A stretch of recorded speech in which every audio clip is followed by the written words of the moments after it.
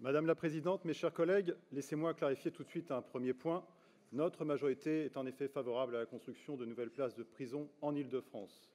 Pour preuve, la région a proposé à l'État pendant 3 années consécutives, de 2020 à 2022, un budget total de 9 millions d'euros pour la rénovation et surtout l'extension des centres pénitentiaires, sous l'égide de notre présidente et de notre vice-président Frédéric Pechnard, dont je salue l'action. L'État n'a pas souhaité saisir cette opportunité pour créer des places supplémentaires et nous le déplorons. Mes chers collègues, vous l'aurez compris, nous ne nous opposons donc pas au principe même de construction de nouveaux centres pénitentiaires. Nous le souhaitons et le soutenons pour notre région et pour notre pays.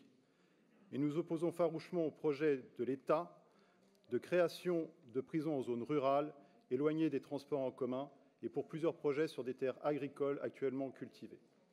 Plus spécifiquement, les choix des implantations des prisons de Magnanville dans les Yvelines et Noiseau dans le Val-de-Marne suscitent depuis le début de l'annonce des projets de vives oppositions locales de tous les élus et de toutes sensibilités politiques confondues.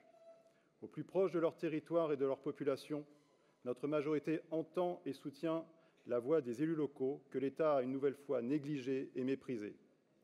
Nous dénonçons l'incapacité de l'État à anticiper la création de nouvelles prisons sur des lieux plus adaptés, comme des friches.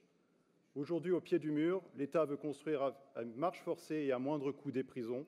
C'est évidemment la solution de facilité qui est choisie, et c'est les terres agricoles.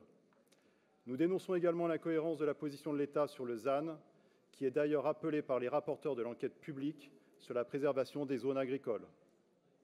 Plus spécifiquement, ce qui concerne le projet de Noiseau, situé en plus en zone inondable, nous soutenons ardemment la proposition de bon sens qu'a rappelée notre présidente Valérie Pécresse, alors qu'il existe déjà un centre pénitentiaire dans le département à Fresnes, souffrant de surpopulation.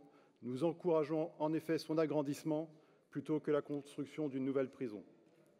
De même, dans les Yvelines, la majorité des élus locaux acceptent l'idée de la construction d'un centre pénitentiaire.